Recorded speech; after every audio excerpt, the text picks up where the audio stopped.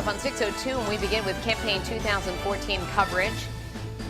Today is the last full day of campaigning for candidates before voters in both Rhode Island and Massachusetts head to the polls tomorrow for primary day. This morning, we're learning officials in one local city are taking steps now to avoid problems they faced 2 years ago. You may remember this scene here from Providence back in November of 2012. Some voters forced to wait as long as 3 hours to cast their ballot. Eyewitness News reporter Brian Yacono live in our newsroom with more on these new changes. Well, good morning. For those of you who were stuck in those long lines trying to vote back in 2012, the Secretary of State's office hopes a few changes will make things a little smoother for you when you head to the polls tomorrow. We do want to remind you of what the Juanita Sanchez Education Complex looked like on Election Day 2 years ago. This is from that hallway there, crowds filling the area. The reports from that day, 2 or 3 hour wait to cast your vote.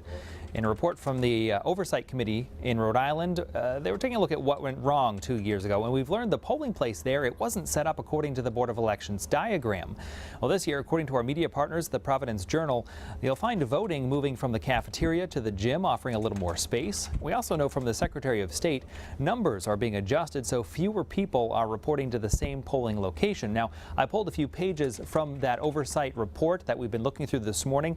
It includes a few recommendations to make things better for this year, including writing down minimum standards for choosing a polling location, also getting more poll workers, greeters, volunteers at those polling sites where there's typically very large turnouts. In the newsroom, Brian Yacono, Eyewitness News.